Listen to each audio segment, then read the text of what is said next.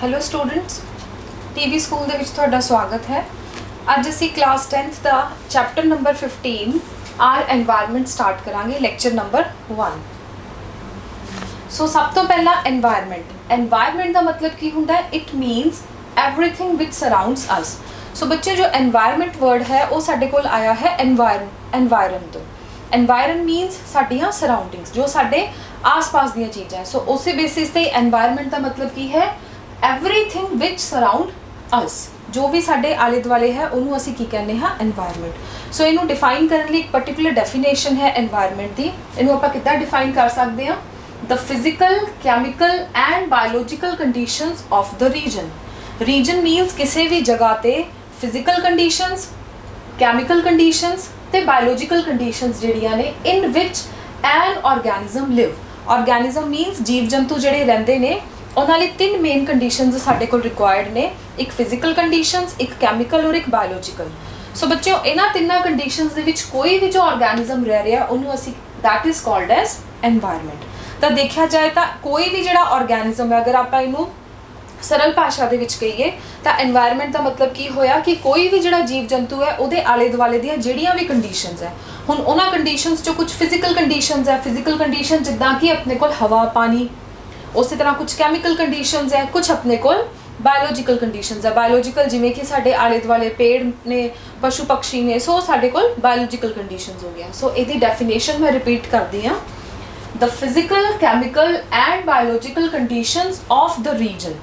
किसी भी रीजन दियां जो साडे कोल कंडीशंस है in which an organism lives, that is called environment. So बच्चों इहदियां एग्जांपल अपने कोल की आंदी है, जिद्दां कि प्लांट्स, पेड़ पौधे, एनिमल्स, एयर, वाटर।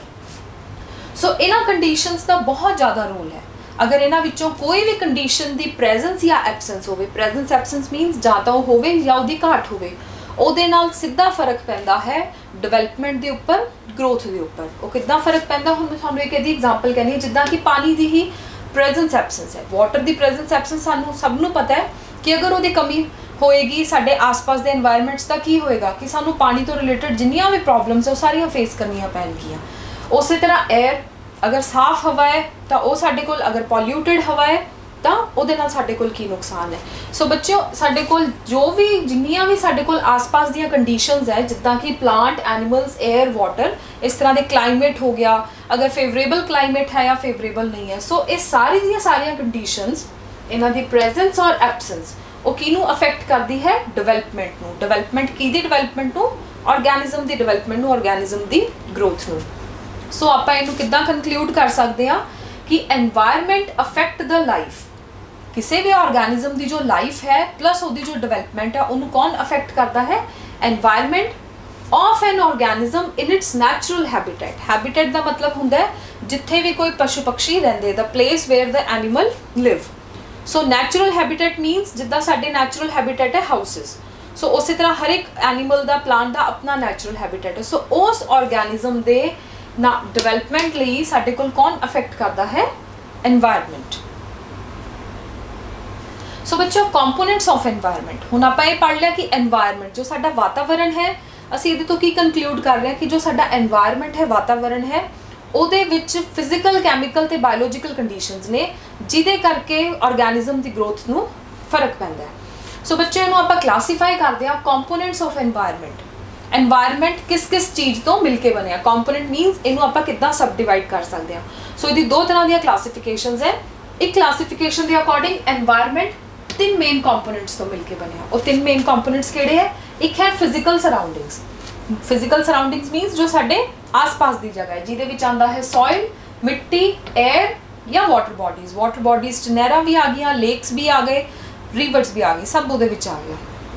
दूसरी साडे कोल टाइप है लिविंग ऑर्गेनिजम्स। एक हो गए फिजिकल फैक्टर जो कि साडे कोल नॉन लिविंग फैक्टर है। दूसरा साडे कोल हो गया लिविंग फैक्टर, जिहदे विच लिविंग ऑर्गेनिजम्स आए। इहदे विच है साडे कोल प्लांट, एनिमल्स, बैक्टीरिया, बैक्टीरिया जो छोटे छोटे जीवाणु है या फंगस।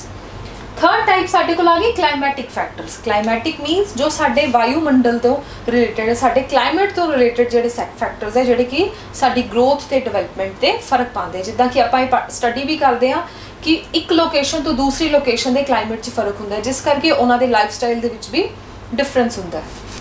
सो ये किहड़े फैक्टर्स आ गए? सनलाइट, टैंपरेचर, रेनफॉल, विंड की स्पीड ते ह्यूमिडिटी। ह्यूमिडिटी हुंदी है कितना मॉइस्चर कंटेंट है एयर के विच प्रेजेंट, उन्होंने आप ह्यूमिडिटी कहने हैं। सो जनरली बच्चों अगर आप कंपेयर करिए तो रेनी सीजन के विच ह्यूमिड क्लाइमेट होंगे, क्यों? क्योंकि रेनफॉल बहुत ज़्यादा होंगी है। सो वो एक फैक्टर होया जो कि डिवेलपमेंट और ग्रोथ के उपर फर्क पाता है। जो साडी डे टू डे एक्टिविटीज़ है वो साडियां चेंज हो जाती है। रेनी सीजन असी डिफरेंट एक्टिविटीज़ परफॉर्म करते हैं, समर सीजन के विच डिफरेंट करते हैं। So according to one type साडे कोल एनवायरनमेंट के 3 मेन कंपोनेंट्स है, फिजिकल सराउंडिंग्स, लिविंग ऑर्गेनिजम्स ते climatic factors. Second type of जो क्लासीफिकेशन है वो अकॉर्डिंग असी बड़ा ईजीली क्लासीफाई कर सकते हैं। एक है बायोटिक कंपोनेंट, एक है एबायोटिक। बायोटिक वर्ड जो डिराइव्ड होया है that is from bio. Bio means living. तो वो कंपोनेंट्स जिहदे विच असी सिर्फ और सिर्फ किन्हां नूं इंक्लूड किया है? लिविंग नूं। मीनस किसी भी ऑर्गेनिज्म नूं लिविंग ऑर्गेनिज्म ही अफेक्ट कर रहे, जिद्दां कि असी कहिए कि ह्यूमनस नूं या सानूं जिन्ने भी लिविंग बींग्स आस पास दे अफेक्ट कर रहे। हुण लिविंग बींग्स किहड़े होए? जिद्दां कि साडे आले दुआले दे प्लांट्स, साडे आस पास दे एनीमल्स, या जो बैक्टीरिया या फंजाई जो माइक्रो ऑर्गेनिजम्स ने समहाउ सानू फायदा दिंदे नुकसान दिंदे। जिवें कि बैक्टीरिया ची असी कहने कुछ बीमारी पैदा करने वाले बैक्टीरिया होंगे, कुछ जिद्दां कि दही दे विच असी कह लैंदे उहदे बैक्टीरिया साडे लई बेनीफिशियल होंदे है। सो हर तरह के जो साडे कोल लिविंग ऑर्गेनिजम्स है वो किते ना किते सानू अफेक्ट करते हैं। सो ये कंपोनेंट साडे कोल किहदे विच आ गया? Biotic component. सैकेंड टाइप है साडे कोल एबायोटिक कंपोनेंट। बायोटिक वर्ड में थानू दस्या है bio means living. So a bio means non living, without जिहदे विच लिविंग ऑर्गेनिजम्स नहीं इंक्लूड करते। सो नॉन लिविंग दे विच साडे कोल किहड़े टाइप्स है? इहदी एग्जांपल्स है लाइक सॉइल, मिट्टी, air, water bodies, sunlight, temperature, rainfall, wind की स्पीड ते ह्यूमिडिटी। सो बच्चों ये सी साडे कोल 2 तरह के क्लासीफाई करने का मैथड कि असी एनवायरनमेंट नूं किस तरह क्लासीफाई कर सकते हैं। सो बच्चों आफ्टर कंपोनेंट्स नैक्सट क्वेश्चन जो अराइज होंदा वो की अराइज होंदा है? What happens when we add our waste to the environment. जदों असी एनवायरनमेंट साडे वातावरण दे विच वेस्ट ऐड करते हैं। सो बच्चों ये अजकल एक बड़ा कंसर्न का एक इशू चल रहा है कि जो साडा एनवायरनमेंट है असी उन्होंने पॉल्यूट आउट कर रहे हैं। सो उन्होंने समझण लई बैटर अंडरस्टैंडिंग लई थानू एक क्वेश्चन डिस्कस करते हैं पहला कि what happens when we add waste to the environment, कि जो वेस्ट ऐड करते हैं तो की होंदा है? So we generate a lot of material that are thrown away. साडी डेली टू डेली एक्टिविटीज़ दे विच बहुत सारिया चीज़ां जो असीं डिस्पोज ऑफ कर देंगे हैं। हाफ ऑफ द चीज़ असीं यूज़ करते हैं, हाफ ऑफ द असीं की करते हैं उन्होंने सुट देंगे हैं। So what are some of these waste materials? So जिहड़ियां आपां वेस्ट मटीरियल यूज़ कर रहे हैं वो किस तरह के वेस्ट मटीरियल ने, plus what happens after we throw them away, कि जदों असीं उन्होंने सुट दिता तो उस तो बाद वो किस तरह एनवायरनमेंट दे विच सर्वाइव करते हैं। सो बच्चों इनू अंडरस्टैंड करने लई आपां एक एक्टिविटी जो कि बड़ी ईजी है उहदे लई आपां डिस्कस करते हैं। तो एक्टिविटी की है? Collect the waste material from your home. So अगर आप कहिए कि डिफरेंट वेस्ट मटीरियल आप अपने घर का इंक्लूड करिए जिहदे विच अपने कोल की आ गया जो भी वेस्ट जनरेट हो रहा during a day, like kitchen waste हो गया। किचन वेस्ट दे विच फलों का, vegetable peels, fruit peels, tea leaves हो गए, मिल्क पैकेट्स हो गए, एम्प्टी कार्टन्स हो गए। सो ये सारा का सारा की है वेस्ट जनरेट जो कि घर के हो रहा है। वेस्ट पेपर हो गया, उस तो अलावा मैडिसिन दी जिहड़ियां बॉटल्स होंदियां या मैडिसिन दी स्ट्रिप्स होंदियां या मैडिसिन के पैक्स होंदे है। उस तो अलावा जिहड़े ओल्ड टॉर्न क्लोथ्स हो गए या फुटवीयर्स हो गए। सो जो भी साडे घर का वेस्ट है असीं उहनूं कलैक्ट करना है। ठीक है। Next, collect the material in an flower pot or old bucket and cover with at least 15 centimeter of the soil. So जिन्ना भी वेस्ट आप इकट्ठा किया आप की करना, एक पॉट दे विच उन्होंने दबा देना और प्लस वो उपर 15 सेंटीमीटर वो उपर एटलीस्ट आप सॉइल की लेयर बना देनी है। वो इस करके ताकि वो असी देखिए कि यह डिग्रेड हो पा रहा या नहीं। जो भी असी वेस्ट मटीरियल साडी डे टू डे लाइफ दे विच प्रोड्यूस करते हैं कि वो डिग्रेड हो रहा या नहीं। So keep this material moist इस करके बच्चों क्योंकि जो मॉइस्चर कंडीशंस है वो नाल ही डिग्रेडेशन होती है। इस करके एक नैसेसरी फैक्टर है कि जो भी असी सॉइल ऐड कर रहे हैं उहदे विच नाल नमी होनी बहुत जरूरी है। सो मॉइस्चर लिए असी की ऐड करते हैं? Water. And observe at 15 day intervals. So अगर आप 15 डेज के इंटरवल्स देखिए या तुसी उन्होंने अगर जनरली भी ऑबजर्व करो ਸੋ ਉਹਦੇ ਵਿੱਚ ਆਪਾਂ ਕੀ ਆਬਜ਼ਰਵ ਕਰਾਂਗੇ, what are the materials that remain unchanged over long periods of time, ਕਿ ਕੁਝ ਇਦਾਂ ਦਾ ਮਟੀਰੀਅਲ ਹੋਏਗਾ ਜਦੋਂ ਆਪਾਂ ਦੇਖਾਂਗੇ ਕੁਝ ਤਾਂ ਹਫਤੇ ਦੇ ਵਿੱਚ ਹੀ ਗਲ ਜਾਏਗਾ, ਮੀਨਸ ਉਹ ਡੀਕੰਪੋਜ਼ ਹੋ ਗਿਆ, ਉਹ ਡੀਗ੍ਰੇਡ ਹੋ ਗਿਆ। ਕੁਝ ਇਦਾਂ ਦਾ ਮਟੀਰੀਅਲ ਹੋਏਗਾ ਜੋ 2 ਵੀਕਸ ਜਾਂ 3 ਵੀਕਸ ਦੇ ਵਿੱਚ ਡੀਗ੍ਰੇਡ ਹੋਏਗਾ, ਬਟ ਕੁਝ ਇਦਾਂ ਦਾ ਮਟੀਰੀਅਲ ਵੀ ਹੋਏਗਾ ਲਾਈਕ ਮੈਡੀਸਿਨ ਦੇ ਪੈਕਸ ਜੋ ਸਾਡੇ ਕੋਲ ਬਿਲਕੁਲ ਹੀ ਡੀਗ੍ਰੇਡ ਨਹੀਂ ਹੋਣਗੇ, ਚਾਹੇ ਅਸੀਂ ਉਹਨੂੰ ਪ੍ਰੋਲੋਂਗਡ ਜਿੰਨਾ ਟਾਈਮ ਮਰਜ਼ੀ ਰੱਖਦੇ ਰਹੀਏ। ਸੋ ਅਲੱਗ-ਅਲੱਗ ਤਰ੍ਹਾਂ ਦੇ ਮਟੀਰੀਅਲ ਦੀਆਂ ਸਾਡੀਆਂ ਆਬਜ਼ਰਵੇਸ਼ਨਸ ਆਣਗੀਆਂ ਕਿ ਕੁਝ ਮਟੀਰੀਅਲ ਸਾਡੇ ਕੋਲ ਸ਼ਾਰਟ ਟਾਈਮ ਦੇ ਵਿੱਚ ਡੀਗ੍ਰੇਡ ਹੋ ਰਿਹਾ, ਕੁਝ ਲੌਂਗ ਟਾਈਮ ਦੇ ਵਿੱਚ ਹੋ ਰਿਹਾ ਔਰ ਕੁਝ ਬਿਲਕੁਲ ਹੀ ਨਹੀਂ ਡੀਗ੍ਰੇਡ ਹੋ ਰਿਹਾ। ਸੋ ਨੈਕਸਟ ਕੁਐਸਚਨ ਕੀ ਹੈ, what are the materials which change their form and structure over time। ਹੁਣ ਅਸੀਂ ਕਹਿ ਰਹੇ ਹਾਂ ਕਿ ਜਿਹੜਾ ਕੁਝ ਟਾਈਮ 'ਚ ਡੀਗ੍ਰੇਡ ਹੋ ਰਿਹਾ, ਜਲਦੀ ਹੋ ਰਿਹਾ ਹੈ, ਲੇਟ ਹੋ ਰਿਹਾ ਹੈ ਜਾਂ ਬਿਲਕੁਲ ਨਹੀਂ ਹੋ ਰਿਹਾ, ਜਿਹੜੇ ਉਹ ਚੇਂਜ ਹੋ ਰਹੇ ਨੇ ਉਹਨਾਂ ਦੇ ਵਿੱਚ ਕਿਸ ਤਰ੍ਹਾਂ ਦਾ ਚੇਂਜ ਹੈ, ਕਿ ਉਹ ਕੰਪਲੀਟਲੀ ਖਤਮ ਹੋ ਗਏ ਜਾਂ ਉਹ ਇੱਕ ਫਾਰਮ ਤੋਂ ਦੂਸਰੀ ਫਾਰਮ ਦੇ ਵਿੱਚ ਕਨਵਰਟ ਹੋ ਗਏ। ਸੋ ਬੱਚਿਓ ਐਕਚੁਅਲ ਦੇ ਵਿੱਚ ਕੀ ਹੈ, ਅਗਰ ਆਪਾਂ ਇਹਨੂੰ ਕੋਰਿਲੇਟ ਕਰੀਏ ਤਾਂ ਇੱਕ ਇੰਟਰਸਟਿੰਗ ਫੈਕਟ ਤੁਹਾਨੂੰ ਦੱਸਦੀ ਹਾਂ ਕਿ ਜਿਸ ਤਰ੍ਹਾਂ ਆਪਾਂ ਫੂਡ ਖਾਂਦੇ ਹਾਂ, as the food we eat is digested by various enzymes in our body. ਜਿੱਦਾਂ ਆਪਾਂ ਖਾਣਾ ਖਾਂਦੇ ਹਾਂ ਤਾਂ ਸਾਡੇ ਅੰਦਰ ਹਰ ਤਰ੍ਹਾਂ ਦੇ ਅਲੱਗ-ਅਲੱਗ ਐਂਜ਼ਾਈਮਸ ਹੈ। ਕਾਰਬੋਹਾਈਡਰੇਟਸ ਲੈ ਰਹੇ ਹਾਂ ਤਾਂ ਕਾਰਬੋਹਾਈਡਰੇਟ ਨੂੰ ਖਾਣ ਲਈ ਜਾਂ ਉਹਨੂੰ ਡਾਈਜੈਸਟ ਕਰਨ ਲਈ ਅਲੱਗ ਤਰ੍ਹਾਂ ਦੇ ਸਾਡੀ ਬਾਡੀ 'ਚ ਐਂਜ਼ਾਈਮ ਹੈ, ਪ੍ਰੋਟੀਨਸ ਲਈ ਅਲੱਗ ਤਰ੍ਹਾਂ ਦੇ ਐਂਜ਼ਾਈਮਸ ਹੈ, ਉਸੇ ਤਰ੍ਹਾਂ ਫੈਟਸ ਲਈ ਅਲੱਗ ਤਰ੍ਹਾਂ ਦੇ ਐਂਜ਼ਾਈਮ ਹੈ। ਸੇਮ ਕੇਸ ਸਾਡੇ ਕੋਲ ਕੀ ਹੈ ਕਿ ਅਸੀਂ ਇਸ ਗੱਲ ਨੂੰ ਕਦੇ ਵੀ ਸੋਚਿਆ ਕਿ why the same enzyme does not break down everything we eat, ਕਿ ਸਿੰਗਲ ਐਂਜ਼ਾਈਮ ਦੇ ਨਾਲ ਹੀ ਕਿਉਂ ਸਭ ਕੁਝ ਡੀਗ੍ਰੇਡ ਨਹੀਂ ਹੋ ਸਕਦਾ, ਕਿਉਂਕਿ ਜਿਹੜੇ ਐਂਜ਼ਾਈਮਸ ਨੇ they are specific in there action. ਜੋ ਐਂਜ਼ਾਈਮਸ ਨੇ ਉਹ ਐਕਸ਼ਨ ਦੇ ਵਿੱਚ ਸਪੈਸੀਫਿਕ ਹੁੰਦੇ ਹੈ, so they are needed for the breakdown of a particular substance. So हमेशा पर्टिकुलर सबस्टांस ਦੀ ਡੀਗ੍ਰੇਡੇਸ਼ਨ ਲਈ ਸਾਡੇ ਕੋਲ ਕੀ ਹੈ, ਬ੍ਰੇਕਡਾਊਨ ਲਈ ਇੱਕ ਪਾਰਟਿਕੂਲਰ ਹੀ ਐਂਜ਼ਾਈਮ ਚਾਹੀਦਾ ਹੈ। ਸੋ ਇਸੇ ਤਰ੍ਹਾਂ ਬੱਚਿਓ ਅਗਰ ਇਹ ਮੈਂ ਤੁਹਾਨੂੰ ਕਹਾਂ ਕਿ ਇਹ ਤਾਂ ਮੈਂ ਤੁਹਾਨੂੰ ਹਿਊਮਨ ਬਾਡੀ ਦੀ ਐਗਜ਼ਾਮਪਲ ਦਿੱਤੀ ਕਿ ਅਸੀਂ ਜੋ ਵੀ ਖਾਣਾ ਖਾ ਰਹੇ ਹਾਂ ਉਹਦੇ ਲਈ ਸਾਨੂੰ ਹਰ ਤਰ੍ਹਾਂ ਦੇ ਫੂਡ ਮਟੀਰੀਅਲ ਨੂੰ ਡਾਈਜੈਸਟ ਕਰਨ ਲਈ ਅਲੱਗ ਤਰ੍ਹਾਂ ਦਾ ਐਂਜ਼ਾਈਮ ਚਾਹੀਦਾ ਹੈ। ਉਸੇ ਤਰ੍ਹਾਂ ਜੋ ਆਪਾਂ ਕਲੈਕਟ ਕੀਤਾ ਹੋਮ ਤੋਂ ਵੇਸਟ ਹੈ, ਅਗਰ ਅਸੀਂ ਉਹ ਹੋਮ ਵੇਸਟ ਇਕੱਠਾ ਕੀਤਾ ਹੈ ਸੋ ਉਹਦੇ ਵਿੱਚ ਵੀ ਸਾਡੇ ਕੋਲ ਡਿਫਰੈਂਟ ਤਰ੍ਹਾਂ ਦੇ ਮਟੀਰੀਅਲਸ ਹੈ, ਕੁਝ ਮੈਨ ਮੇਡ ਮਟੀਰੀਅਲਸ ਹੈ, ਕੁਝ ਨੈਚੁਰਲ ਮਟੀਰੀਅਲਸ ਹੈ। ਸੋ ਡਿਫਰੈਂਟ ਟਾਈਪ ਆਫ ਮਟੀਰੀਅਲਸ ਉਹਨਾਂ ਨੂੰ ਵੀ ਜੋ ਡੀਗ੍ਰੇਡ ਕਰਦੇ ਨੇ bye the action of bacteria ਔਰ ਸੈਪਰੋਫਾਈਟਸ। ਸੋ ਉਹਨਾਂ ਨੂੰ ਡੀਗ੍ਰੇਡ ਕਰਨ ਲਈ ਬੱਚਿਓ ਸਾਡੇ ਕੋਲ ਦੋ ਤਰ੍ਹਾਂ ਦੇ ਮਾਈਕਰੋ ਆਰਗੈਨਿਜ਼ਮਸ ਹੁੰਦੇ ਆ, ਜਾਂ ਤਾਂ ਹੋਣਗੇ ਬੈਕਟੀਰੀਆ ਜਾਂ ਹੋਣਗੇ ਸਾਡੇ ਕੋਲ ਸੈਪਰੋਫਾਈਟਸ। ਸੋ ਸੈਪਰੋਫਾਈਟਸ ਉਹ ਹੁੰਦੇ ਜਿਹੜੇ ਕਿ ਡੈਡ ਡਿਕੇਇੰਗ ਆਰਗੈਨਿਕ ਮੈਟਰ ਦੇ ਉੱਪਰ ਗਰੋ ਕਰਦੇ ਆ। ਸੈਪਰੋਫਾਈਟਸ ਇਹਨਾਂ ਦੇ ਵਿੱਚ ਆਪਾਂ ਫੰਜਾਈ ਵੀ ਇਨਕਲੂਡ ਕਰ ਲੈਂਦੇ ਆ, ਕੁਝ ਬੈਕਟੀਰੀਆ ਵੀ ਇਨਕਲੂਡ ਕਰਦੇ ਆ, ਜਿਨ੍ਹਾਂ ਨੂੰ ਆਪਾਂ ਕੀ ਕਹਿੰਦੇ ਆ ਕਿ ਇਹ ਸਕੈਵੈਂਜਰਸ ਹੈ। ਜਿੱਥੇ ਵੀ ਡੈਡ ਚੀਜ਼ ਹੋਏਗੀ ਉਹਨੂੰ ਇਹ ਕੀ ਕਰਨਗੇ, ਡੀਕੰਪੋਜ਼ ਕਰਕੇ ਖਤਮ ਕਰ ਦੇਣਗੇ। ਸੋ ਬੱਚਿਓ ਦੇਖਿਆ ਜਾਏ ਤਾਂ ਜਿਸ ਤਰ੍ਹਾਂ ਆਪਣੇ ਐਂਜ਼ਾਈਮਸ ਸਪੈਸੀਫਿਕ ਹੋ ਗਏ ਡੀਗ੍ਰੇਡ ਕਰਨ 'ਚ ਹਿਊਮਨ ਬਾਡੀ 'ਚ, ਉਸੇ ਤਰ੍ਹਾਂ ਹੀ ਜੋ ਨੇਚਰ ਦੇ ਵਿੱਚ ਐਨਵਾਇਰਨਮੈਂਟ ਦੇ ਵਿੱਚ ਜਿੰਨਾ ਵੀ ਵੇਸਟ ਮਟੀਰੀਅਲ ਪ੍ਰੋਡਿਊਸ ਹੋ ਰਿਹਾ ਉਹ ਵੀ ਡੀਗ੍ਰੇਡ ਸਾਡੇ ਕੋਲ ਕੀ ਹੋਣਗੇ, ਇੱਕ ਪਾਰਟਿਕੂਲਰ ਟਾਈਪ ਆਫ ਐਂਜ਼ਾਈਮ ਦੇ ਨਾਲ ਹੋਣਗੇ। ਔਰ ਉਹ ਐਂਜ਼ਾਈਮ ਕੌਣ ਬਣਾ ਰਿਹਾ ਹੈ, ਉਹ ਐਂਜ਼ਾਈਮ ਸਾਡੇ ਕੋਲ ਬਣਾ ਰਹੇ ਜਾਂ ਤਾਂ ਬੈਕਟੀਰੀਆ ਜਾਂ ਉਹ ਬਣਾ ਰਹੇ ਸਾਡੇ ਕੋਲ ਸੈਪਰੋਫਾਈਟਸ। ਸੋ these materials will be acted by physical processes। ਸੋ ਇਹ ਜਿਹੜਾ ਮਟੀਰੀਅਲ ਹੈ ਸਾਡੇ ਕੋਲ ਕਿਸ ਤਰ੍ਹਾਂ ਡੀਗ੍ਰੇਡ ਹੁੰਦਾ ਹੈ, along with bacteria heat ਤੇ pressure ਚਾਹੀਦਾ ਹੈ under the ambient conditions found in our environment। ਸੋ ਇਸ ਤਰ੍ਹਾਂ ਬੱਚਿਓ ਇਹ ਸਾਡੇ ਕੋਲ ਡੀਗ੍ਰੇਡ ਹੁੰਦੇ ਆ। ਸੋ ਬੱਚਿਓ on the basis of waste material ਆਪਣੇ ਕੋਲ ਦੋ ਤਰ੍ਹਾਂ ਦਾ ਵੇਸਟ ਮਟੀਰੀਅਲ ਹੁੰਦਾ ਹੈ, ਇੱਕ ਹੁੰਦਾ ਹੈ ਬਾਇਓਡੀਗ੍ਰੇਡੇਬਲ ਵੇਸਟ, ਇੱਕ ਹੁੰਦਾ ਸਾਡੇ ਕੋਲ ਨॉन ਬਾਇਓਡੀਗ੍ਰੇਡੇਬਲ ਵੇਸਟ। ਸੋ ਬੱਚਿਓ ਇਹਨੂੰ ਹੀ ਸਮਝਣ ਲਈ ਆਪਾਂ ਇੱਕ ਐਕਟੀਵਿਟੀ ਪਰਫਾਰਮ ਕੀਤੀ ਜਿਹਦੇ ਨਾਲ ਬੜੀ ਆਪਾਂ ਈਜ਼ੀਲੀ ਕਲਾਸੀਫਾਈ ਕਰ ਸਕਦੇ ਹਾਂ। ਹੁਣ ਉਹਦੇ ਵਿੱਚ ਅਗਰ ਆਪਾਂ ਕਹੀਏ ਵੈਜੀਟੇਬਲਸ ਪਾਏ ਤਾਂ ਵੈਜੀਟੇਬਲ ਸਾਡੇ ਕੋਲ ਕਿਹਦੇ ਵਿੱਚ ਆ ਰਹੇ, ਬਾਇਓਡੀਗ੍ਰੇਡੇਬਲ ਵੇਸਟ। ਉਸੇ ਤਰ੍ਹਾਂ ਅਗਰ ਆਪਾਂ ਕਹੀਏ ਪੋਲੀਥੀਨ ਬੈਗਸ ਜਾਂ ਸਾਡੇ ਕੋਲ ਮੈਡੀਸਿਨਸ ਦੇ ਜਿਹੜੇ ਸੈਸ਼ੇ ਸੀਗੇ ਉਹ ਸਾਡੇ ਕੋਲ ਨॉन ਬਾਇਓਡੀਗ੍ਰੇਡੇਬਲ। ਹੁਣ ਆਪਾਂ ਸਮਝਦੇ ਹਾਂ ਕਿ ਬਾਇਓਡੀਗ੍ਰੇਡੇਬਲ ਵੇਸਟ ਤੇ ਨॉन ਬਾਇਓਡੀਗ੍ਰੇਡੇਬਲ 'ਚ ਕੀ ਡਿਫਰੈਂਸ ਹੈ।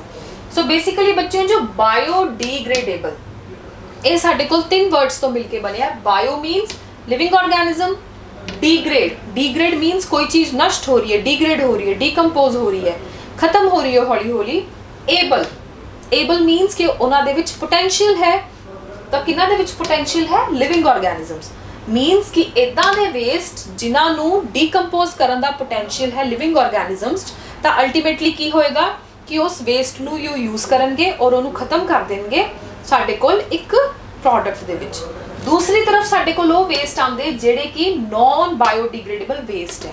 ਨॉन ਬਾਇਓਡੀਗ੍ਰੇਡੇਬਲ ਮੀਨਸ ਉਹ ਵੇਸਟ ਜਿਹੜੇ ਕਿ ਲਿਵਿੰਗ ਆਰਗੈਨਿਜ਼ਮਸ ਉਹਨਾਂ ਨੂੰ ਖਤਮ ਨਹੀਂ ਕਰ ਪਾ ਰਹੇ, ਜਾਂ ਆਪਾਂ ਇਹਨੂੰ ਬੈਟਰ ਵੇ 'ਚ ਸਮਝੀਏ ਤਾਂ ਡੀਕੰਪੋਜ਼ ਕਰਨ ਲਈ ਸਾਡੇ ਕੋਲ ਅਸੀਂ ਕੀ ਪੜਿਆ ਸੀ, ਬੈਕਟੀਰੀਆ ਤੇ ਸੈਪਰੋਫਾਈਟਸ, ਤੇ ਉਹ ਦੋਨੋਂ ਹੀ ਬੱਚੇ ਮਾਈਕਰੋ ਆਰਗੈਨਿਜ਼ਮਸ ਹੁੰਦੇ ਆ। ਸੋ ਅਸੀਂ ਕੀ ਕਵਾਂਗੇ ਕਿ ਇਦਾਂ ਦੇ ਵੇਸਟ ਜੋ ਕਿ ਸਾਡੇ ਕੋਲ ਮਾਈਕਰੋ ਆਰਗੈਨਿਜ਼ਮ ਡੀਕੰਪੋਜ਼ ਕਰ ਪਾ ਰਹੇ ਨੇ ਉਹਨਾਂ ਨੂੰ ਅਸੀਂ ਕਵਾਂਗੇ ਬਾਇਓਡੀਗ੍ਰੇਡੇਬਲ, ਔਰ ਨॉन ਬਾਇਓਡੀਗ੍ਰੇਡੇਬਲ ਮੀਨਸ ਜਿਨ੍ਹਾਂ ਨੂੰ ਡੀਕੰਪੋਜ਼ ਨਹੀਂ ਕਰ ਪਾ ਰਹੇ। ਸੋ ਬੱਚਿਓ ਇਸੇ ਬੇਸਿਸ ਤੇ ਦੀ ਡੈਫੀਨੇਸ਼ਨ ਹੈ ਜੋ ਆਪਾਂ ਪੜ੍ਹਦੇ ਆ, ਇਹਨੂੰ ਧਿਆਨ ਨਾਲ ਪੜ੍ਹਨਾ। Biodegradable waste R the waste which are decomposed into harmless substances। ਉਹ ਵੇਸਟ ਹੁੰਦੇ ਸਾਡੇ ਕੋਲ ਜਿਹੜੇ ਕਿ ਡੀਕੰਪੋਜ਼ ਹੋ ਜਾਂਦੇ ਨੇ ਹਾਰਮਲੈਸ ਸਬਸਟੈਂਸ। ਹਾਰਮਲੈਸ ਮੀਨਸ ਜਿਨ੍ਹਾਂ ਦਾ ਅੱਗੇ ਨੇਚਰ ਦੇ ਵਿੱਚ ਕੋਈ ਨੁਕਸਾਨ ਨਹੀਂ ਹੈ। ਹੁਣ ਜਿੱਦਾਂ ਆਪਾਂ ਕਹੀਏ ਕਿ ਅਸੀਂ ਪੱਤਿਆਂ ਨੂੰ ਮਿੱਟੀ ਦੇ ਵਿੱਚ ਦਬਾ ਦਈਏ ਤਾਂ ਕੁਝ ਟਾਈਮ ਬਾਅਦ ਕੱਢਾਂਗੇ ਉਹ ਖਾਦ ਬਣ ਜਾਏਗੀ, ਪਰ ਉਹਦਾ ਨੇਚਰ ਦੇ ਵਿੱਚ ਕੋਈ ਹਾਰਮਫੁਲ ਇਫੈਕਟ ਨਹੀਂ ਹੈ। ਸੋ ਕਿਉਂਕਿ ਉਹ ਡੀਗ੍ਰੇਡ ਕੌਣ ਕਰ ਦਿੰਦੇ ਆ, ਦੇ ਆਰ ਡੀਗ੍ਰੇਡਡ ਬਾਈ ਮਾਈਕਰੋ ਆਰਗੈਨਿਜ਼ਮ। ਸੋ ਇਹਦੀਆਂ ਕਿਹੜੀ ਐਗਜ਼ਾਮਪਲਸ ਹੋਈਆਂ, ਜਿੱਦਾਂ ਕਿ vegetable, fruit, pulses, cereal, cotton, jute, animal dung, paper. So ਇਹ ਸਾਰੇ ਦੇ ਸਾਰੇ ਸਾਡੇ ਕੋਲ ਕਿਹਦੇ ਵਿੱਚ ਆਉਂਦੇ, ਬਾਇਓਡੀਗ੍ਰੇਡੇਬਲ ਵੇਸਟ। ਦੂਸਰੇ ਟਾਈਪ ਦੇ ਵੇਸਟ ਹੋ ਗਏ ਬੱਚਿਓ ਸਾਡੇ ਕੋਲ non biodegradable. They are the waste which are not decomposed by micro organism. ਇਹ ਮਾਈਕਰੋ ਆਰਗੈਨਿਜ਼ਮ ਡੀਕੰਪੋਜ਼ ਨਹੀਂ ਕਰ ਸਕਦੇ। ਸੋ ਬੱਚਿਓ ਤੁਹਾਡੇ ਮਾਈਂਡ 'ਚ ਜਿਹੜਾ ਇਹ ਕੁਐਸਚਨ ਅਰਾਈਜ਼ ਹੋਇਆ, ਆਪਾਂ ਇਹਨੂੰ ਪਹਿਲਾਂ ਡਿਸਕਸ ਕਰ ਚੁੱਕੇ ਹਾਂ ਕਿ ਉਹ ਕਿਉਂ ਨਹੀਂ ਡੀਕੰਪੋਜ਼ ਕਰ ਪਾਉਂਦੇ, ਕਿਉਂਕਿ ਹਰ ਇੱਕ ਮਾਈਕਰੋ ਆਰਗੈਨਿਜ਼ਮ ਇੱਕ ਪਾਰਟਿਕੂਲਰ ਤਰ੍ਹਾਂ ਦਾ ਐਂਜ਼ਾਈਮ ਬਣਾਉਂਦਾ ਹੈ। ਜਿੱਦਾਂ ਕਿ ਮੈਂ ਤੁਹਾਨੂੰ ਹਿਊਮਨਸ ਦੇ ਨਾਲ ਕੋਰਿਲੇਟ ਕਰਕੇ ਦੱਸਿਆ ਕਿ ਹਿਊਮਨਸ ਦੇ ਵਿੱਚ ਵੀ ਕਾਰਬੋਹਾਈਡਰੇਟਸ ਨੂੰ ਅਲੱਗ ਐਂਜ਼ਾਈਮ ਡੀਕੰਪੋਜ਼ ਕਰਦਾ ਹੈ, ਸਪਲਿਟ ਆਊਟ ਕਰਦਾ ਹੈ, ਫੈਟਸ ਨੂੰ ਅਲੱਗ ਡੀਗ੍ਰੇਡ ਕਰਦਾ ਹੈ। ਉਸੇ ਤਰ੍ਹਾਂ ਜੋ ਮਾਈਕਰੋ ਆਰਗੈਨਿਜ਼ਮ ਵੀ ਹੈ, ਹਰ ਇੱਕ ਮਾਈਕਰੋ ਆਰਗੈਨਿਜ਼ਮ ਇੱਕ ਪਾਰਟਿਕੂਲਰ ਟਾਈਪ ਆਫ ਐਂਜ਼ਾਈਮ ਬਣਾਉਂਦੇ ਹੈ। ਸੋ ਬਾਇਓਡੀਗ੍ਰੇਡੇਬਲ ਨੂੰ ਡੀਗ੍ਰੇਡ ਕਰਦੇ, ਨॉन ਬਾਇਓਡੀਗ੍ਰੇਡੇਬਲ ਮੀਨਸ ਉਹਨਾਂ ਦੇ ਟਾਈਪ ਦਾ ਐਂਜ਼ਾਈਮ ਮਾਈਕਰੋ ਆਰਗੈਨਿਜ਼ਮ ਨਹੀਂ ਬਣਾ ਰਿਹਾ, ਜੋ ਕਿ ਨੇਚਰ ਦੇ ਵਿੱਚ ਆਲਰੇਡੀ ਐਗਜ਼ਿਸਟਡ ਹੈ। ਇਸ ਕਰਕੇ ਉਹ ਵੇਸਟ ਸਿਰਫ ਔਰ ਸਿਰਫ ਜਿਹੜਾ ਨੇਚਰ ਦੇ ਵਿੱਚ ਹੈ, ਜਿੱਦਾਂ ਕਿ ਪੋਲੀਥੀਨ ਨੂੰ ਹੁਣ ਤੱਕ ਡੀਗ੍ਰੇਡ ਨਹੀਂ ਕੀਤਾ ਜਾ ਸਕਦਾ। ਸੋ ਇਹਦਾ ਐਜ਼ ਅ ਰਿਜ਼ਲਟਸ ਕੀ ਨੁਕਸਾਨ ਹੋਏਗਾ ਕਿ ਇਹ ਪੂਰੀ ਦੁਨੀਆ ਦੇ ਵਿੱਚ ਸਿਰਫ ਔਰ ਸਿਰਫ ਇਕੱਠਾ ਹੋ ਰਿਹਾ ਔਰ ਪਾਈਲਡ ਅਪ ਹੋ ਰਿਹਾ, ਕਿਉਂਕਿ ਇਹਨੂੰ ਡੀਕੰਪੋਜ਼ ਨਹੀਂ ਕੀਤਾ ਜਾ ਰਿਹਾ। ਸੋ ਇਹਦੇ ਵਿੱਚ ਕਿਹੜੇ ਐਗਜ਼ਾਮਪਲਸ ਆ ਗਏ, plastic bags, polythene bags, plastics, synthetic fibers, glass material, insecticide, pesticides। So बच्चों ये सी साडे कोल दो type of waste, biodegradable and non biodegradable. So इन्हां दे विच बच्चों हुण आपां डिफरेंसेस पढ़दे हां। ये तां मैं तुहानूं एक आउटलाइन दसी तुहाडे paper they point of view नाल कि इन्हां दे विच की डिफरेंस है। सब तो पहला difference biodegradable. Biodegradable they can be broken down into simple substance. छोटे छोटे सबस्टांस अपने आप डिग्रेड हो जाएंगे। सो ਜਿਹੜੇ ਈਜ਼ੀਲੀ डिग्रेड हो गए ਉਹਨਾਂ ਦਾ ਹਾਰਮਫੁਲ ਇਫੈਕਟ ਹੀ ਨਹੀਂ ਹੋਏਗਾ ਨੇਚਰ ਦੇ ਵਿੱਚ। So they can be they are non poisonous substances. ਉਹਨਾਂ 'ਚ ਬਿਲਕੁਲ ਵੀ ਪੋਇਜ਼ਨਸ ਨਹੀਂ ਹੈ ਉਹ, ਕਿਉਂਕਿ ਉਹ डिग्रेड ਹੋ ਜਾਂਦੇ by the action of micro organism in nature. Non biodegradable they can not be broken down, ਉਹ ਬ੍ਰੇਕ डाउन ਨਹੀਂ ਹੋ ਸਕਦੇ। ਸੋ ਦੇ ਆਰ ਪੋਇਜ਼ਨਸ ਸਬਸਟੈਂਸਸ, ਉਹ ਸਾਡੇ ਕੋਲ ਪੋਇਜ਼ਨ ਦੀ ਤਰ੍ਹਾਂ ਐਕਟ ਕਰਦੇ ਆ। ਬਾਇਓਡੀਗ੍ਰੇਡੇਬਲ ਹੈ, ਉਹਨਾਂ ਨੂੰ ਅਸੀਂ ਰੀਸਾਈਕਲ ਕਰ ਸਕਦੇ ਹਾਂ ਨੈਚੁਰਲੀ ਰੀਸਾਈਕਲ ਮੀਨਸ ਉਹਨੂੰ ਵਾਰੀ ਆਪਾਂ ਯੂਜ਼ ਕਰ ਸਕਦੇ। ਜਿੱਦਾਂ ਕਿ ਪਾਣੀ ਦੀ ਗੱਲ ਕਰੀਏ ਤਾਂ ਵਾਟਰ ਸਾਈਕਲ ਹੁੰਦਾ ਹੈ, ਵਾਟਰ ਇਵੈਪੋਰੇਟ ਹੁੰਦਾ ਹੈ, ਰੇਨ ਹੁੰਦੀ, ਦੁਬਾਰਾ ਤੋਂ ਵਾਰੀ ਆਪਾਂ ਉਹਨੂੰ ਯੂਜ਼ ਕਰ ਸਕਦੇ ਹਾਂ। ਸਨਲਾਈਟ ਲੈ ਲਓ, ਪਲਾਂਟਸ ਲੈ ਲਓ, ਜਿੰਨੀ ਪਲਾਂਟਿੰਗ ਕਰਾਂਗੇ ਦੁਬਾਰਾ ਤੋਂ ਆਪਾਂ ਉਹਨੂੰ ਕਰ ਸਕਦੇ ਹਾਂ recycle. So they can be recycled as well as by man and their products do not pollute the environment। so ਇਹ environment ਦੇ ਵਿੱਚ pollution ਨਹੀਂ ਪੈਦਾ ਕਰਦੇ। so pollution ਕੌਣ ਪੈਦਾ ਕਰਦੇ ਆ, non biodegradable waste। so they cannot be recycled ਕਿਉਂਕਿ ਅਸੀਂ ਇਹਨੂੰ ਦੁਬਾਰਾ ਤੋਂ ਰੀਸਾਈਕਲ ਨਹੀਂ ਕਰ ਸਕਦੇ, ਇਹਨੂੰ ਅਸੀਂ ਵਰਤੋਂ ਨਹੀਂ ਕਰ ਸਕਦੇ ਇਹਦੀ ਦੁਬਾਰਾ। ਇਸ ਕਰਕੇ ਇਹ environment ਦੇ ਵਿੱਚ ਕੀ poisonous substances ਦੀ ਫਾਰਮ 'ਚ ਰਹਿੰਦੇ ਆ। so ਜਿਸ ਕਰਕੇ ਕੀ ਹੈ ਇਹ environmental pollution cause ਕਰਦੇ ਆ। ਇਹ ਸਾਡੇ ਕੋਲ natural ingredient ਤੋਂ ਬਣੇ ਹੁੰਦੇ ਆ। जनरली ਜਿਹੜੇ नॉन बायोडिग्रेडेबल ਹੁੰਦੇ मैन मेड ਹੁੰਦੇ, ਜਿੱਦਾਂ ਕਿ ਆਪਾਂ ਪਲਾਸਟਿਕ ਦੇ ਬਾਰੇ, ਪੈਸਟੀਸਾਈਡ, ਇਨਸੈਕਟੀਸਾਈਡ ਬਾਰੇ ਗੱਲ ਕੀਤੀ, ਇਹ ਸਾਰੇ ਸਿੰਥੈਟਿਕ ਟਾਈਪ ਦੇ ਹੁੰਦੇ ਆ। ਉਸੇ ਤਰ੍ਹਾਂ ਬਾਇਓਡੀਗ੍ਰੇਡੇਬਲ ਨੂੰ ਅਗਰ ਆਪਾਂ ਡੀਗ੍ਰੇਡ ਵੀ ਕਰਵਾਉਂਦੇ ਆ ਤਾਂ ਦੇ ਪ੍ਰੋਡਿਊਸ ਯੂਜ਼ਫੁਲ ਪ੍ਰੋਡਕਟ, ਜਿੱਦਾਂ ਕਿ ਮੈਂ ਤੁਹਾਨੂੰ ਕਿਹਾ ਖਾਦ ਬਣ ਜਾਂਦੀ ਹੈ। ਬਟ ਨॉन ਬਾਇਓਡੀਗ੍ਰੇਡੇਬਲ ਸਾਡੇ ਕੋਲ ਕੀ ਉਹ ਚੇਂਜ ਹੀ ਨਹੀਂ ਹੁੰਦੇ, ਉਹ ਅਨਚੇਂਜ ਰਹਿੰਦੇ, ਚਾਹੇ ਉਹ ਸਾਲੋਂ ਸਾਲ ਪਏ ਰਹਿਣ ਉਹ ਉਸੇ ਤਰ੍ਹਾਂ ਹੀ ਰਹਿਣਗੇ। ਸੋ ਜਿਹੜੇ ਬੱਚੇ ਸਾਡੇ ਕੋਲ ਡੀਗ੍ਰੇਡੇਬਲ ਨੇ they do not disturb the ecological balance। ਕਿਉਂ ਨਹੀਂ ਡਿਸਟਰਬ ਕਰਦੇ ਬੈਲੈਂਸ ਨੂੰ, ਕਿਉਂਕਿ ਜਿਹੜਾ ਆਲਰੇਡੀ ਸਾਡੇ এনवायरमेंट 'ਚ ਚੀਜ਼ ਬਣ ਰਹੀ ਹੈ ਉਹ ਨਾਲ ਦੇ ਨਾਲ ਖਤਮ ਹੋ ਰਹੀ ਹੈ। ਸੋ ਜਿਹੜੀ ਚੀਜ਼ ਬਣ ਰਹੀ ਹੋ ਜੇ ਖਤਮ ਹੋ ਰਹੀ ਹੈ ਤਾਂ ਨੇਚਰ ਦਾ ਬੈਲੈਂਸ ਖਰਾਬ ਹੀ ਨਹੀਂ ਹੋਏਗਾ। ਸੋ ਇਸ ਕਰਕੇ ਇਹ ਇਕੋਲੋਜੀ ਦੇ ਬੈਲੈਂਸ ਨੂੰ ਖਰਾਬ ਨਹੀਂ ਕਰਦੇ। ਬਟ नॉन डिग्रेडेबल ਜਿਹੜੇ ਸਾਡੇ ਕੋਲ ਉਹ ਡਿਸਟਰਬ ਕਰ ਦਿੰਦੇ। ਇਸੇ ਕਰਕੇ ਜੋ ਅੱਜ ਕੱਲ ਆਪਾਂ ਗੱਲ ਕਰਦੇ ਹਾਂ pollution the, that is only due to non biodegradable waste। और बच्चों जो ईजीली डिग्रेड होंगे इस करके ये परसिस्ट करते only for small time intervals in environment, कि थोड़ी देर लिए एनवायरनमेंट्स होंगे है महीनों ही खत्म हो जाते हैं ये, तो जिमें कि पेपर, काउ डंग, वुड हो गई, and they persist for longer time interval in environment. ये सालों साल एनवायरनमेंट के विच पे रहते, जिस करके इन्हां दे अपने पॉसिबल हैल्थ इफेक्ट्स आते हैं। सो जिमें कि प्लास्टिक बैग, सिंथेटिक फाइबर्स, कैनस। सो बच्चों हुण आपां डिस्कस करते हाँ नैक्सट क्वेश्चन जो इस तो रिलेटेड है, जो आप पढ़ चुके हैं हुण तक। Which of the following groups contain only biodegradable items. So यह जी साडे कोल हुण मैं तुहानूं एक क्वेश्चन की तरह एक जो आप डिस्कस किया है उहदे लई हुण आपां पढ़दे हां कि इन्हां विच्चों किहड़ी लिस्ट है जिहड़ी साडे कोल सिर्फ और सिर्फ बायोडिग्रेडेबल नूं इनकलूड करती है।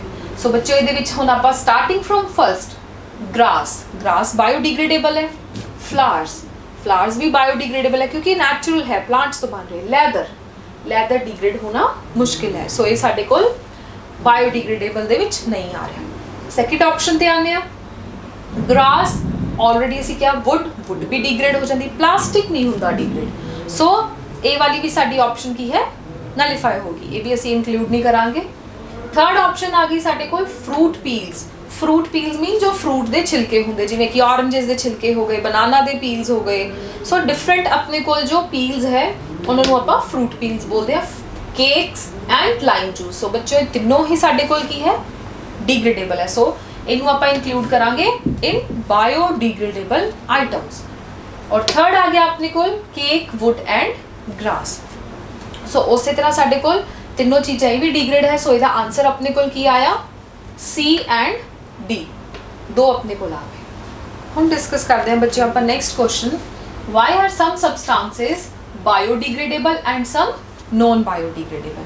कि कुछ तो जिहड़ियां वस्तुआं ने वो साडे कोल डिग्रेड हो जांदियां और कुछ जिहड़ियां वस्तुआं साडे कोल डिग्रेड नहीं होंदियां।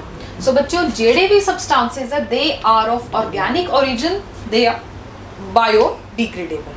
सो बच्चों जिहड़े भी ऑर्गेनिक नेचर के होंगे वो साडे कोल की होंगे बायोडिग्रेडेबल, वो बड़े ईजीली की हो जाते हैं डीकंपोज हो जाते हैं। वाइल जिहड़े साडे कोल इनऑर्गेनिक ओरिजिन दे वो साडे कोल की होंगे नॉन बायोडिग्रेडेबल। इनऑर्गेनिक ओरिजिन वाले जिहड़े कि मैटर या उन्हां दे विच कुछ ना कुछ इदां दा एसोसीएटेड हुंदा है जिहड़ा कि साडे कोल डिग्रेड नहीं हो पाता। इस करके बच्चों कुछ साडे कोल बायोडिग्रेडेबल हुंदे आ, नॉन बायोडिग्रेडेबल हुंदे। हुण इहदा बच्चों डिफरेंस की है, क्यों अपने कोल ओही ऑर्गेनिक नेचर वाले ही डिग्रेड हो पाते और इनऑर्गेनिक वाले नहीं होंगे? क्योंकि organic substances can be utilized by decomposers. क्योंकि जिहड़े ऑर्गेनिक सबस्टांसेस है उन्होंने माइक्रो ऑर्गेनिज्म यूज़ कर लेंगे। और किहड़े तरह के माइक्रो ऑर्गेनिज्म जिहदे बारे आपां पढ़िया, बैक्टीरिया यूज़ कर लेंदा है, सैप्रोफाइट्स यूज़ कर लेंदे। सो उन्होंने आपां इकट्ठे कहंदे आ डीकंपोजर्स। डीकंपोजर्स की होए वो माइक्रो ऑर्गेनिजम्स जिहड़े कि डीकंपोज करने लई काम आ रहे हैं। सो डीकंपोज किहनूं कर रहे हैं? ऑर्गेनिक सबस्टांसिस नूं। क्योंकि उन्हां माइक्रो ऑर्गेनिजम्स दे विच बच्चों एक अलग तरह का एक असीं कह दईए पाथवे हुंदा है। वो की करदे है, जिहड़ा भी वेस्ट है उन्होंने अपने फूड की तरह लेंदे है। जदों फूड की तरह लैणगे उन्होंने वो वेस्ट खा लिया, जदों उन्होंने वो वेस्ट ले लिया तो उन्होंने अपनी एनर्जी की तरह यूज़ करेंगे। सो बच्चों अगर आप कहिए कि जिस तरह का साडा फूड है उस तरह का डीकंपोजर्स का फूड की है जो साडा बायोडिग्रेडेबल वेस्ट है ऑर्गेनिक नेचर का।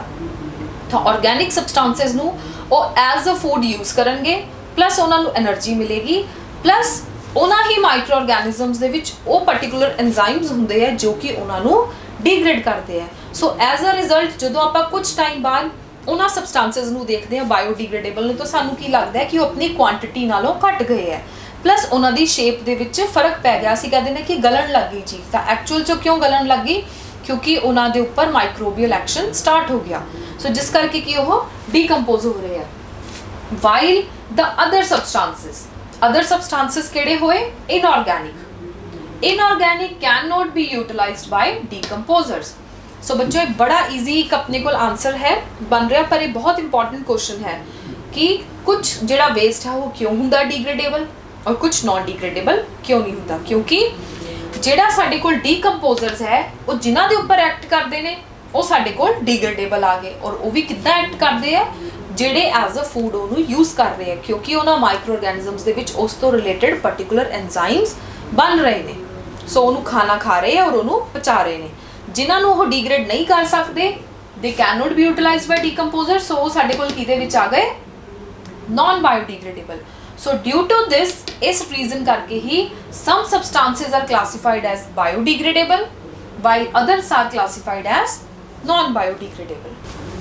so ਉਸ ਤੋਂ ਬਾਅਦ ਬੱਚਿਓ ਸਾਡੇ ਕੋਲ next question ਆਉਂਦਾ ਹੈ, give any two ways in which biodegradable substances would affect the environment।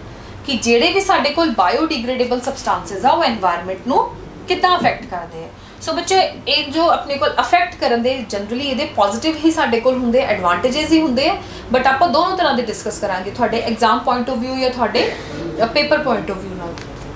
So generally ਬੱਚਿਓ ਐਡਵਾਂਟੇजेस ਦੇ ਵਿੱਚ ਬਾਇਓਡੀਗ੍ਰੇਡੇਬਲ ਦੇ ਕੀ ਹੈ ਕਿ biodegradable substances such as tree leaves, plant parts, kitchen waste, ਪੇੜ ਪੌਦਿਆਂ ਦੀ ਜਿਹੜੀ ਪੱਤੀਆਂ ਹੋ ਗਈਆਂ, ਪਲਾਂਟ ਦੇ ਪਾਰਟਸ ਹੋ ਗਏ, ਕਿਚਨ 'ਚ ਜਿਹੜਾ ਵੈਜੀਟੇਬਲ ਜਾਂ ਫਰੂਟ ਦਾ ਵੇਸਟ ਨਿਕਲ ਰਿਹਾ, ਦੇ can B used S humus after composting. ਅਸੀਂ ਉਹਦੀ ਖਾਦ ਬਣਾ ਕੇ ਉਹਨੂੰ ਐਜ਼ ਅ ਖਾਦ ਯੂਜ਼ ਕਰ ਸਕਦੇ ਹਾਂ। ਸੋ ਹਿਊਮਸ ਐਕਚੁਅਲ 'ਚ ਕੀ ਹੈ, ਕੰਪੋਸਟ ਤੋਂ ਬਾਅਦ ਜਿਹੜਾ ਸਾਡੇ ਕੋਲ ਬਿਲਕੁਲ ਡਾਰਕ ਬਰਾਊਨ ਕਲਰ ਦਾ ਪ੍ਰੋਡਕਟ ਨਿਕਲਦਾ ਹੈ, ਤਾਂ ਜਿਹਨੂੰ ਆਪਾਂ ਕਹਿੰਦੇ ਕਿ ਖਾਦ ਤਿਆਰ ਹੋ ਗਈ, ਇਹਨੂੰ ਆਪਾਂ ਯੂਜ਼ ਕਰ ਸਕਦੇ ਹਾਂ। ਸੋ ਬਹੁਤ ਹੀ ਰਿਚ ਹੁੰਦਾ ਹੈ, ਬਹੁਤ ਹੀ ਐਨਰਿਚਡ ਹੁੰਦਾ ਹੈ, ਜਿਸ ਕਰਕੇ ਕਿ ਅਗਰ ਆਪਾਂ ਉਹ ਪਾਉਂਦੇ ਹਾਂ ਤਾਂ ਪਲਾਂਟ ਦੀ ਗਰੋਥ ਜਾਂ ਜਿਹਨੂੰ ਵੀ ਆਪਾਂ ਐਡ ਕਰਦੇ ਹਾਂ ਤਾਂ ਉਹਦੀ ਗਰੋਥ ਦੇ ਵਿੱਚ ਫਰਕ ਪੈਂਦਾ ਹੈ। ਸੋ ਅਲਟੀਮੇਟਲੀ ਸਾਨੂੰ ਕਿਹਦੇ ਵਿੱਚ ਫਾਇਦਾ ਹੋਏਗਾ ਬਾਇਓਡੀਗ੍ਰੇਡੇਬਲ ਵੇਸਟ ਨਾਲ? ਇੱਕ ਤਾਂ ਉਹਨੇ ਜਗ੍ਹਾ ਘੱਟ ਕੇ ਦੀ ਡੀਕੰਪੋਜ਼ ਹੋ ਗਿਆ ਕੁਝ ਟਾਈਮ ਦੇ ਵਿੱਚ, ਪਲੱਸ ਉਹ ਡੀਕੰਪੋਜ਼ ਹੋ ਕੇ ਵੀ ਸੋਇਲ ਫਰਟੀਲਿਟੀ ਦੀ ਤਰ੍ਹਾਂ ਐਕਟ ਕਰ ਰਿਹਾ, ਕਿਉਂਕਿ ਉਹ ਸੋਇਲ ਨੂੰ ਫਰਟਾਈਲ ਕਰ ਰਿਹਾ। ਸੋ ਸਭ ਤੋਂ ਪਹਿਲੀ ਐਡਵਾਂਟੇਜ ਸਾਡੇ ਕੋਲ ਬਾਇਓਡੀਗ੍ਰੇਡੇਬਲ ਦੀ ਕੀ ਆ ਗਈ ਕਿ ਬਾਇਓਡੀਗ੍ਰੇਡੇਬਲ ਸਬਸਟੈਂसेस ਐਨਹਾਂਸਿਸ ਦ ਸੋਇਲ ਫਰਟੀਲਿਟੀ, ਸੋਇਲ ਨੂੰ ਉਹ ਫਰਟਾਈਲ ਕਰ ਰਿਹਾ। ਦੂਸਰਾ ਬੱਚਿਓ ਉਹਦਾ ਸਾਡੇ ਕੋਲ ਕੀ ਐਡਵਾਂਟੇਜ ਹੈ, ਬਾਇਓਡੀਗ੍ਰੇਡੇਬਲ ਸਬਸਟੈਂसेस ਮੇਨਲੀ ਕੰਟੇਨ ਕਾਰਬਨ। ਇਹ ਸਾਡੇ ਕੋਲ ਜਿੱਦਾਂ ਕਿ ਆਪਾਂ ਪੜ੍ਹਿਆ ਇਹ ਆਰਗੈਨਿਕ ਸਬਸਟੈਂसेस ਤੋਂ ਬਣੇ ਦੀ, ਤੇ ਆਰਗੈਨਿਕ ਦਾ ਮੇਨ ਜਿਹੜਾ ਸਟਰਕਚਰ ਹੈ ਉਹਦੇ ਵਿੱਚ ਕੀ ਹੁੰਦਾ ਹੈ, ਕਾਰਬਨ। ਸੋ ਬਾਇਓਡੀਗ੍ਰੇਡੇਬਲ ਸਬਸਟੈਂसेस ਸਾਡੇ ਕੋਲ ਕਾਰਬਨ ਤੋਂ ਬਣੇ ਹੈ। ਸੋ ਇਹ ਸਬਸਟੈਂਸ ਜਦੋਂ ਡੀਕੰਪੋਜ਼ ਹੁੰਦੇ ਹੈ, ਦੇ release that carbon back into the atmosphere. ਤਾਂ ਬੱਚੋ ਜਿਹੜਾ ਵੀ ਇਹਨਾਂ ਦਾ ਪਿੱਛੇ ਰੈਜ਼ੀਡਿਊ ਰਹਿ ਜਾਂਦਾ ਹੈ ਇਹਨੂੰ ਐਟਮੋਸਫੀਅਰ 'ਚ ਛੱਡ ਦਿੰਦੇ ਆ। ਬਾਕੀ ਇੱਕ ਹੋਰ ਐਡਵਾਂਟੇਜ ਇਹਦੀ ਇਹ ਵੀ ਹੈ ਕਿ ਸਾਡੇ ਕੋਲ ਲਾਰਜ ਵੋਲਿਊਮ ਦੇ ਵਿੱਚ ਵੇਸਟ ਪ੍ਰੋਡਿਊਸ ਹੁੰਦਾ ਹੈ, ਫਿਰ ਵੀ ਡੀਕੰਪੋਜ਼ਰਸ ਦੀ ਹੈਲਪ ਨਾਲ ਅਸੀਂ ਇਹਨੂੰ ਕੀ ਕਰ ਸਕਦੇ ਹਾਂ, ਸਮਾਲ ਵੋਲਿਊਮ 'ਚ, ਜਿਸ ਕਰਕੇ ਇਹ ਪੋਲਿਊਸ਼ਨ ਨੂੰ ਕੰਟਰੀਬਿਊਟ ਨਹੀਂ ਕਰ ਰਹੇ। ਸੋ ਇਹਦਾ ਇੱਕ ਬੱਚਿਓ ਫਾਇਦਾ ਹੈ। ਡਿਸਐਡਵਾਂਟੇजेस ਇਹਦੀਆਂ ਕੀ ਆ ਗਈਆਂ? ਡਿਸਐਡਵਾਂਟੇजेस ਹੈ ਬਾਇਓਡੀਗ੍ਰੇਡੇਬਲ ਵੇਸਟ ਦੀ ਕਿ they serve as breeding ground for flies and mosquitoes which are the carriers of disease like cholera and malaria. So ਬੱਚੋ ਜਿੱਥੇ ਵੀ ਆਪਣੇ ਕੋਲ ਇਸ ਤਰ੍ਹਾਂ ਦਾ degradable fruit waste, vegetable waste ਪਿਆ ਹੁੰਦਾ, ਉੱਥੇ ਕੀ ਹੁੰਦਾ ਹੈ, ਉਹ ਇੱਕ ਐਕਚੁਅਲ 'ਚ ਬਰੀਡਿੰਗ ਗਰਾਊਂਡ ਬਣ ਜਾਂਦਾ, ਜਿੱਥੇ ਮੱਖੀਆਂ ਆਉਂਦੀਆਂ ਨੇ, ਮੋਸਕੀਟੋਜ਼ ਆਉਂਦੇ, ਮੱਛਰ ਆਉਂਦੇ ਨੇ, ਜੋ ਕਿ ਉੱਥੇ ਮਲਟੀਪਲਾਈ ਹੁੰਦੇ ਨੇ। ਸੋ ਉਸ ਕਰਕੇ ਸਾਡੇ ਕੋਲ ਕੀ ਹੈ, ਡਿਜ਼ੀਜ਼ਸ ਦੇ ਹੋਣ ਦੇ ਚਾਂਸਸ ਉਸ ਜਗ੍ਹਾ 'ਤੇ ਜ਼ਿਆਦਾ ਹੁੰਦੇ ਆ। ਸੋ ਇਹਨੂੰ ਆਪਾਂ ਕਿੱਦਾਂ ਗੈਟ ਰਿਡ ਆਫ ਕਰ ਸਕਦੇ ਹਾਂ, ਬਾਈ ਕਲੀਨਲੀਨੈਸ। ਆਲਸੋ ਦੇ ਪ੍ਰੋਡਿਊਸ ਫਾਊਲ ਸਮੈਲ। ਸੋ ਕਈ ਜਗ੍ਹਾ ਤੇ ਅਗਰ ਡੰਪ ਹੋ ਰਿਹਾ ਵੇਸਟ, ਉਹਨੂੰ ਡੀਕੰਪੋਜ਼ਰਸ ਡੀਕੰਪੋਜ਼ ਨਹੀਂ ਕਰ ਪਾ ਰਹੇ ਕਿਉਂਕਿ ਉਹ ਇੰਨਾ ਜ਼ਿਆਦਾ ਵੇਸਟ ਹੈ। ਸੋ 에ਅਰ ਪੋਲਿਊਸ਼ਨ ਵੀ ਕਈ ਵਾਰ ਕਾਜ਼ ਕਰਦੇ ਆ। ਸੋ ਬੱਚੋ ਇਹਦੀਆਂ ਐਡਵਾਂਟੇजेस ਤੇ ਡਿਸਐਡਵਾਂਟੇजेस ਦੋਨੋਂ ਪੜ੍ਹ ਲਈਆਂ ਆਪਾਂ, ਬਟ ਫਿਰ ਵੀ ਬੀਇੰਗ ਕਿ ਬਾਇਓਡੀਗ੍ਰੇਡੇਬਲ ਵੇਸਟ ਦੀਆਂ ਐਡਵਾਂਟੇजेस ਫਿਰ ਵੀ ਸਮਹਾਉ ਐਜ ਰੱਖ ਰਹੀਆਂ ਨੇ, ਕਿਉਂਕਿ ਇਹਦੀਆਂ ਐਡਵਾਂਟੇजेस ਜ਼ਿਆਦਾ ਹੈ ਐਜ਼ ਕੰਪੇਅਰ ਟੂ ਡਿਸਐਡਵਾਂਟੇजेस। ਸੋ ਜਿਸ ਕਰਕੇ ਅਸੀਂ ਬਾਇਓਡੀਗ੍ਰੇਡੇਬਲ ਵੇਸਟ ਨੂੰ ਯੂਜ਼ਫੁਲ ਹੀ ਕੰਸੀਡਰ ਕਰਦੇ ਹਾਂ, ਜਸਟ ਇੱਕ ਅਸੀਂ ਐਡੀਸ਼ਨਲ ਸਟੈਪ ਦੇ ਨਾਲ with the involvement of cleanliness. ਅਗਰ ਆਪਾਂ ਸਾਫ ਸਫਾਈ ਰੱਖਾਂਗੇ ਸੋ ਉਹਦੇ ਨਾਲ ਐਜ ਕੀ ਹੋ ਜਾਏਗਾ ਕਿ ਬਾਇਓਡੀਗ੍ਰੇਡੇਬਲ ਵੇਸਟ ਸਾਡੇ ਕੋਲ ਮੋਰ ਯੂਜ਼ਫੁਲ ਹੈ as compare to non biodegradable waste. So next question ਹੈ ਬੱਚਿਓ ਸਾਡੇ ਕੋਲ, give any two ways in which non biodegradable substances would affect the environment। ਜਿੱਦਾਂ ਆਪਾਂ ਪਹਿਲਾਂ ਪੜਿਆ ਬਾਇਓਡੀਗ੍ਰੇਡੇਬਲ ਸਬਸਟੈਂਸ ਕਿੱਦਾਂ ਅਫੈਕਟ ਕਰਦੇ ਹੈ, ਨॉन ਬਾਇਓਡੀਗ੍ਰੇਡੇਬਲ ਉਸ ਤਰ੍ਹਾਂ ਕਿੱਦਾਂ ਅਫੈਕਟ ਕਰਦੇ ਹੈ। ਸੋ ਸਭ ਤੋਂ ਪਹਿਲਾ ਪੁਆਇੰਟ ਹੈ, they contaminate soil and water resources। ਸੋ ਸਭ ਤੋਂ ਮੇਜਰ ਜਿਹਨੂੰ ਅਸੀਂ ਕਹੀਏ ਕਿ ਸੋਇਲ ਵਾਟਰ ਪੋਲਿਊਸ਼ਨ ਜਾਂ ਅਸੀਂ ਕਹੀਏ ਐਨਵਾਇਰਨਮੈਂਟਲ ਪੋਲਿਊਸ਼ਨ, ਉਹ ਜਸਟ ਬਿਕੋਜ਼ ਆਫ ਕਿਸ ਕਰਕੇ ਹੋ ਰਿਹਾ ਸਾਡੇ ਕੋਲ, ਡਿਊ ਟੂ ਨॉन ਬਾਇਓਡੀਗ੍ਰੇਡੇਬਲ ਸਬਸਟੈਂसेस। ਸੋ ਬੱਚਿਓ ਕਿਸ ਕਰਕੇ, ਕਿਉਂਕਿ ਇਹ ਕੰਟੈਮੀਨੇਟ ਕਰਦੇ ਆ ਸੋਇਲ ਨੂੰ ਵੀ ਤੇ ਵਾਟਰ ਰਿਸੋਰਸਿਸ ਨੂੰ ਵੀ। ਰੀਜ਼ਨ ਕਿਉਂਕਿ ਮਾਈਕਰੋ ਆਰਗੈਨਿਜ਼ਮ ਇਹਨਾਂ ਨੂੰ ਡੀਕੰਪੋਜ਼ ਨਹੀਂ ਕਰਵਾ ਪਾ ਰਹੇ। ਦੂਸਰਾ ਸਾਡੇ ਕੋਲ ਇਹ ਬੱਚਿਓ, these substances when accidentally eaten by stray animals। stray animals means ਜੋ ਗਲੀਆਂ 'ਚ ਸਾਡੇ ਕੋਲ ਐਨੀਮਲਸ ਘੁੰਮਦੇ ਆ ਜਾਂ ਜੋ ਅਵਾਰਾ ਜਿਨ੍ਹਾਂ ਨੂੰ ਆਪਾਂ ਕਹਿੰਦੇ ਨੇ ਪਸ਼ੂ ਪਕਸ਼ੀ, they can harm them and can even cause their death। कि साडे कोल की है कि उन्होंने हार्म कर दे और ईवन उन्होंने डेथ हो सकती है। सो ये अजकल एक बहुत ज़्यादा ट्रबल आ रही है जो कि ऑल ओवर आ रही है कि लोग की कर रहे हैं कि अजकल जो oceans they which dump of कर रहे हैं। सो डंपिंग दे नाल की हो रहा है साडे कोल कि जिन्ने भी एनीमल्स है, चाहे उसी कह दिए मरीन एनीमल्स है या ओशियनिक एनीमल्स है, ਉਹਦੇ ਵਿੱਚ ਸਾਡੇ ਕੋਲ ਕੀ ਹੋ ਰਿਹਾ ਹੈ, ਉਹਨਾਂ ਉਸ ਡਾਇਰੈਕਟ ਐਨਗਲਫ ਕਰ ਰਹੇ ਨੇ, ਉਹ ਡਾਇਰੈਕਟ ਖਾ ਰਹੇ ਨੇ ਜਿੰਨਾ ਵੀ ਨੋਨ ਬਾਇਓਡੀਗ੍ਰੇਡੇਬਲ ਵੇਸਟ, ਜਿਸ ਕਰਕੇ ਉਹਨਾਂ ਦੇ ਸਟਮਕ ਦੇ ਵਿੱਚ ਡਾਈਜੈਸਟ ਨਹੀਂ ਹੋ ਰਿਹਾ। ਸੋ ਉਹਨਾਂ ਦੀ ਅਲਟੀਮੇਟਲੀ ਕੀ ਹੋ ਰਹੀ ਹੈ, ਡੈਥ ਹੋ ਰਹੀ ਹੈ। ਸੋ ਇਸ ਤਰ੍ਹਾਂ ਬੱਚਿਓ ਇਹਨਾਂ ਦੇ ਇਹ ਹੈ ਸਾਡੇ ਕੋਲ ਇਲ ਇਫੈਕਟਸ ਕਿ ਇੱਕ ਇਹ ਕੰਟੈਮੀਨੇਟ ਕਰਦੇ soil water resources, plus they can harm the animals and can even cause the death. So ਹੁਣ ਬੱਚਿਓ ਨੈਕਸਟ ਕੁਐਸਚਨ ਆਪਣੇ ਕੋਲ ਆਉਂਦਾ ਹੈ, how can you help in reducing the problem of waste disposal?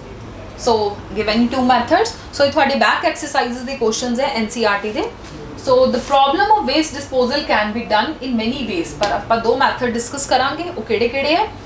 By using more of biodegradable substances। आजकल इसे करके क्या जाता है, प्लास्टिक बैग्स नू रोको, उन्हों यूज़ ना करो, अपने कोल क्लोथ बैग्स या जूट बैग्स ये वाले बैग्स यूज़ करो। सो इसे करके कि जिन्ना आप प्रेफर करांगे बायोडिग्रेडेबल वेस्ट वाल, वो अल्टीमेटली साडे कोल की होगा, सानू ही नुकसान नहीं करूगा, प्लस पॉल्यूशन कॉज नहीं करेगा। सो बच्चों आपां किद्दां वेस्ट डिस्पोजल दी प्रॉब्लम नू हटा सकते हैं, by using more of the biodegradable substances. Biodegradable substances ज़्यादा यूज़ करिए, नॉन बायोडिग्रेडेबल सबस्टांसिस नू वरतना घटा दईए, plus by proper segregation of waste before disposing कि जनरली की करते हैं जिहदे विच आपां प्लास्टिक ऐड कर रहे हैं, ਉਹਦੇ ਵਿੱਚ ਆਪਾਂ ਮੈਡੀਸਿਨ ਸੁੱਟ ਰਹੇ ਹਾਂ, ਉਹਦੇ ਵਿੱਚ ਅਸੀਂ ਸੈਸ਼ੇਸ ਪਾ ਰਹੇ ਹਾਂ, ਉਹਦੇ ਵਿੱਚ ਅਸੀਂ ਫਰੂਟ ਪੀਲਸ ਤੇ ਵੈਜੀਟੇਬਲ ਪੀਲਸ ਪਾ ਰਹੇ ਹਾਂ। ਅਲਟੀਮੇਟਲੀ ਕੀ ਹੁੰਦਾ, ਜਿਹੜੇ ਸਟ੍ਰੇ ਐਨੀਮਲਸ ਨੇ ਉਹ ਜਦੋਂ ਉਹਨਾਂ ਨੂੰ ਖਾਂਦੇ ਆ ਤਾਂ ਉਹ ਪੀਲਸ ਦੇ ਨਾਲ ਨਾਲ ਕੀ ਕਰਦੇ ਆ, ਮੈਡੀਸਿਨਸ ਜਾਂ ਉਹਨਾਂ ਦੇ ਪਲਾਸਟਿਕ ਵੀ ਬੋਡੀ 'ਚ ਐਂਟਰ ਹੋ ਜਾਂਦਾ ਹੈ। ਸੋ ਇਹਨੂੰ ਗੈਟ ਰਿਡ ਆਫ ਕਰਨ ਲਈ ਅਸੀਂ ਕੀ ਕਰ ਸਕਦੇ ਹਾਂ ਕਿ ਪ੍ਰੋਪਰ ਸੈਗਰੀਗੇਸ਼ਨ ਵੇਸਟ ਦੀ ਕਰੀਏ, ਕਿ ਜਿਵੇਂ ਅੱਜ ਕੱਲ੍ਹ ਅਲੱਗ-ਅਲੱਗ ਕਲਰਸ ਦੇ ਬਿਨਸ ਆਉਣ ਲੱਗ ਗਏ कि जो बायोडिग्रेडेबल वेस्ट है इस बिन दे विच ऐड करना और नॉन बायोडिग्रेडेबल वेस्ट साडे कोल सैपरेट बिन दे विच ऐड करना। सो बच्चों ये है साडे कोल दो मैथड्स जिहदे नाल आपां रिड्यूस कर सकते हाँ वेस्ट दा डिस्पोजल। नैक्सट क्वेश्चन हुण अपने कोल आ रहा है, if all the waste we generate is biodegradable. हुण असीं क्या कि अगर असीं बायोडिग्रेडेबल नूं ज़्यादा यूज़ करिए तो नॉन बायोडिग्रेडेबल नूं असीं घटा दईए। सो नैक्सट क्वेश्चन की है कि अगर आप जिन्ना भी वेस्ट बना रहे हैं वो पूरा का पूरा ही अगर बायोडिग्रेडेबल है, will this have no impact on the environment, कि यह साडे कोल एनवायरनमेंट के उपर बिल्कुल भी फर्क नहीं पाऊगा। सो इसका आंसर है कि बच्चों अगर साडे कोल पूरा का पूरा वेस्ट बायोडिग्रेडेबल होएगा तो उहदा एनवायरनमेंट ते अफेक्ट तो होएगा। इंपैक्ट मीनस इफेक्ट, उहदा असर तो होएगा, पर वो असर किहड़ा होएगा, पॉजिटिव असर होएगा।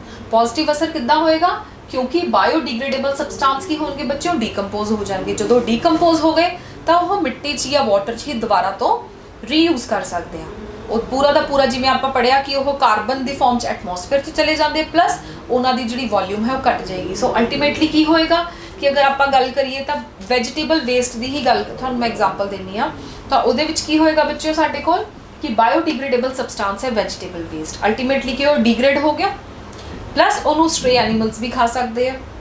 जिहड़ा डिग्रेड हो गया वो साडे कोल हुण किहड़ी फॉर्म च आ गया, ह्यूमस की फॉर्म।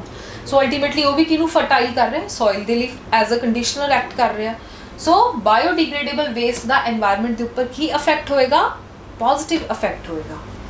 कुछ नैगेटिव इंपैक्ट्स भी हो सकते हैं, लाइक ऑब्नॉक्शियस स्मैल की फाउल स्मैल आती है अगर साडे जो कि क्रिएट हो रहा है during the process of decomposition, plus जिस वाटर बॉडी अपने को अगर आप इनू कर दिए डंप आउट कर दी तो जिस करके वाटर बॉडीज़ भी कंटैमिनेट हो जाएंगे। सो डिस्पोजिंग की बजाय साडे कोल की है असी ओनू डीकंपोज करने की तरफ सोचिए।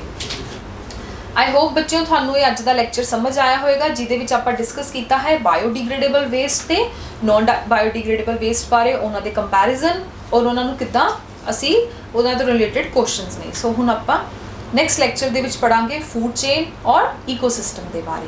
Thank you.